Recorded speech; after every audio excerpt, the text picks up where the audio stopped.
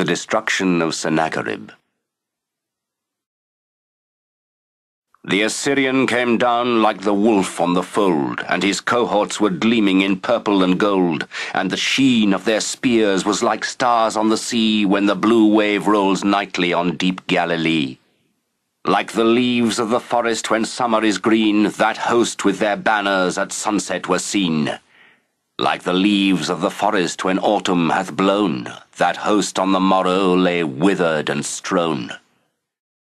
For the angel of death spread his wings on the blast, and breathed in the face of the foe as he passed, and the eyes of the sleepers waxed deadly and chill, and their hearts but once heaved, and for ever grew still.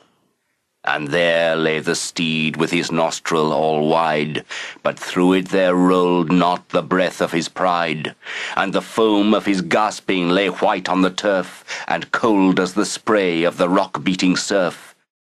And there lay the rider, distorted and pale, with the dew on his brow and the rust on his mail. And the tents were all silent, the banners alone, the lances uplifted, the trumpet unblown. And the widows of Ashur are loud in their wail, and the idols are broke in the temple of Baal. And the might of the Gentile, unsmote by the sword, hath melted like snow in the glance of the Lord.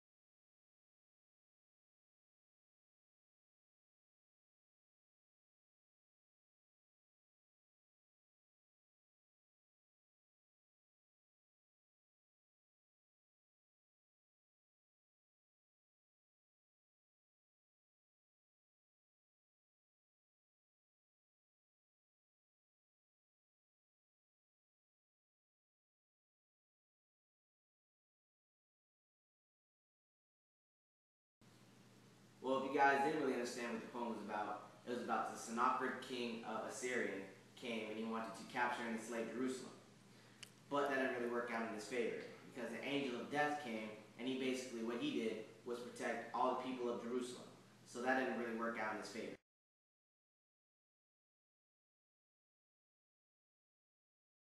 Then we did our background on Lord George Gordon Byron. He was born on January 22nd, 1788 in London, England.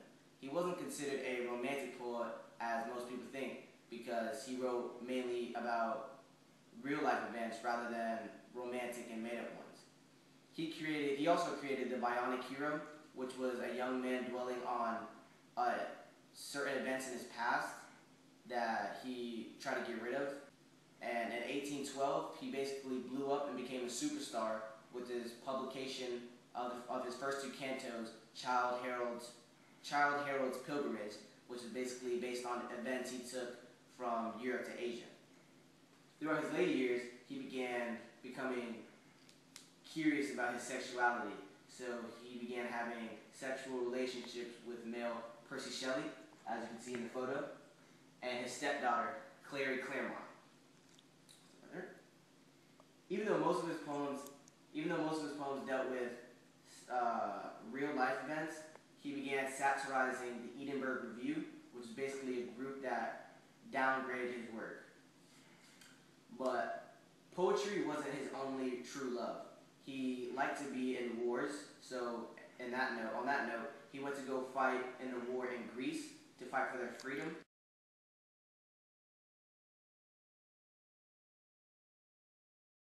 One, that he was bisexual. He was also in love with his younger half-sister. Third one is a little weird, but he drank from a human skull, specifically one of his lovers, Percy Shelley. So after Percy died and they carnated his body, he asked to keep the skull. So from that day forward, he drank all his drinks, water, wine, all that good stuff from Percy's skull. By age 21, he suffered from gonorrhea and syphilis. Oh, sucks. Number 5, Byron, basically everywhere he traveled, like all his long distance travels and all that good stuff, he brought tons of animals with him. Like, for example, he probably brought 3 horses, 5 cows, a couple of chickens, animals. Just everywhere he went, he just brought tons of animals. He herded a bunch of animals. That's just how he rolled.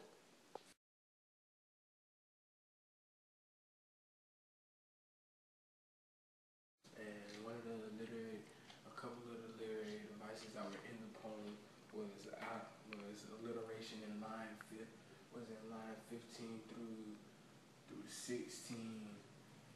And it stated, and after the foam of this gasping lay white on the turf, and cold as the spray of the rock beating surf. So this shows that it was this shows the foam having some type of other element besides just being the foam itself. And another literary device that was in there was an imagery in line 1 where it says the Assyrian came down like a wolf on the fold, and his cohorts were gleaming in purple and gold.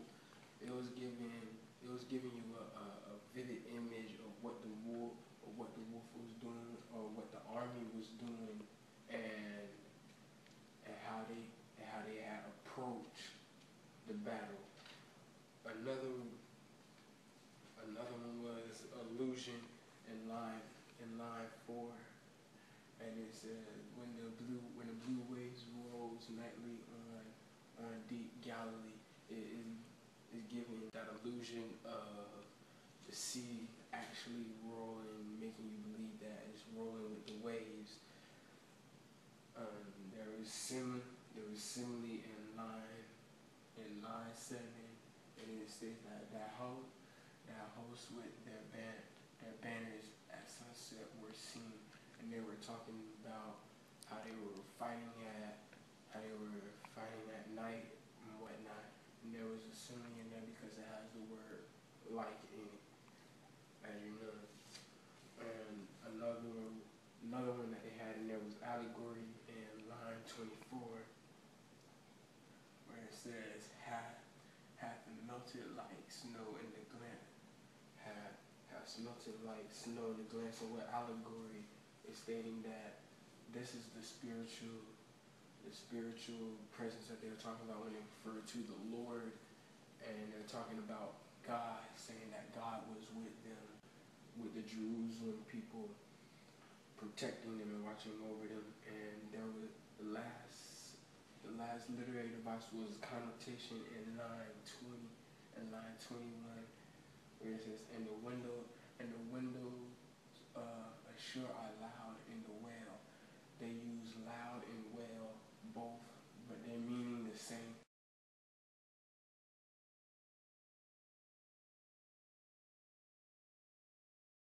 Alright, so the five things that we've learned while doing this project was we learned that Byron wrote during the Romantic era, but was never really considered a romantic poet.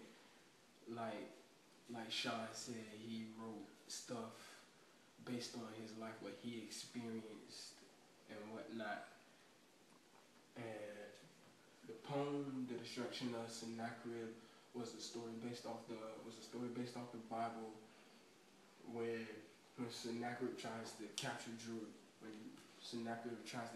Jerusalem, and George Gordon Byron was given the name Lord Baron Byron when his uncle died, and he took over the throne as Lord Byron of Rockdale. So he was kind of in the era of royalty, if you would say, when he took the throne. George Gordon was considered a hero during the romantic era, when he would write his poems. They worshipped him like a celebrity, and he was also considered to be the first modern style celebrity during that time.